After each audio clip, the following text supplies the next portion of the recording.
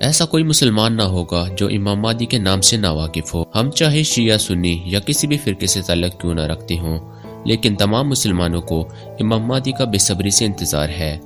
قیامت کی بڑی ترین نشانیوں میں سے امام مہدی کا ظاہر ہونا ایک بڑی نشانی ہے، لیکن اب سوال یہ ہے کہ ان کے آنے کا پتہ کیسے چلے گا۔ دوستو، امام مہدی وہ شخصیت ہیں جن کے بارے میں ہمارے پیارے نبی حضرت محمد صلی اللہ علیہ وآلہ وسلم کی کئی احادیث مبارک موجود ہیں۔ اسی طرح سے سند ابن ماجہ کی حدیث کے مطابق مہدی میری شجر نسب سے ہیں، اس کی پیشانی کشادہ اور ناک اونچی ہے، اور وہ زمین کو عدل و انصاف سے بھر دے گا، اور وہ 7 سال حکومت کرے گا۔ بھلا ہی امام مہدی کا ذکر قرآن مجید میں نہ آیا ہو، لیکن بار بار احادیث کی کتابوں میں نام سے موجود ہے۔ دوستو، اب بات یہ آتی ہے کہ امام مہدی آخرکار کب ظاہر ہوں گے۔ ان کے ظاہر ہونے کا درست وقت تو صرف اللہ تعالیٰ ہی بہتر جانتا ہے، لیکن جیسا کہ میں نے آپ کو پہلے بتایا، امام مہدی کے بارے میں کئی احادیث مبارکہ موجود ہیں۔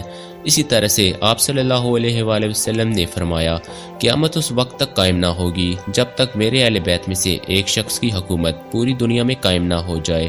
آپ 40 سال کی عمر میں سفید لباس میں لوگوں کے سامنے ظاہر ہوں گے۔ امام مہدی دنیا میں ظاہر ہو کے پوری دنیا میں اسلامی خلافت قائم کر کے اس پیشن گوئی کو پورا کریں گے۔ اب لوگوں کو کیسے پتہ چلے گا کہ وہ امام مہدی ہے کہ نہیں؟ اسی لیے نشانی کے طور پہ آپ کے پاس نبی صلی اللہ علیہ وآلہ وسلم کا کرتا مبارک، آپ کی تلوار اور آپ صلی اللہ علیہ وآلہ وسلم کا جھنڈا بھی موجود ہوگا۔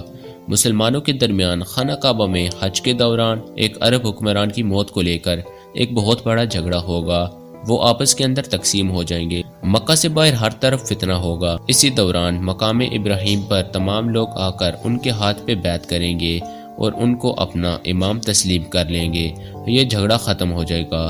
دوستو، یہ تو ہم سب جانتے ہیں کہ بیت المقدس تینوں ابراہیمی مذاہب یہودی، عیسائی اور مسلمانوں کے لیے اہم ہے، اور مسجد اقصی صرف مسلمانوں کے لیے بہت اہم کردار رکھتی ہے، جس کو یہ شہید کر کے ہیکل سلیمانی تعمیر کریں گے، اور اس کے بعد عالمی جنگ کا آغاز ہوگا جس کی قیادت امام مہدی کریں گے۔ ان کا ساتھ دینے کے لیے مشرق سے فوجیں نکلیں گی، کالے جھنڈوں کی جماعت خراسان سے نکل کر بیت المقدس پہنچے گی، اور یہ جماعت امام مہدی کے لشکر میں شامل ہوگی۔ خراسان نبی صلی اللہ علیہ وآلہ وسلم کے زمانے میں ایران، افغانستان اور پاکستان کے کچھ حصوں کو ملا کر کہا جاتا تھا۔ ایک ایک کر کے امام مہدی اپنی فوج کے ساتھ تمام شہروں کو فتح کرتے ہوئے بیت المقدس پہنچ جائیں گے اور بیت المقدس فتح کر لیں گے۔ امام مہدی دین اسلام کے مطابق قابل احترام شخصیت ہیں، اور یہ مسلمانوں کے آخری اور 12ویں امام ہیں۔ اگر آج سے کچھ وقت پیچھے نظر ڈالیں تو دنیا کے حالات اس طرح نہیں تھے جیسے اب فتنہ اور فساد کا دور ہے، ہر طرف مسلمانوں پر ظلم ہو رہا ہے۔ اس احادیث سے پتہ چلتا ہے کہ امام مہدی کی بیعت کتنی ضروری ہے۔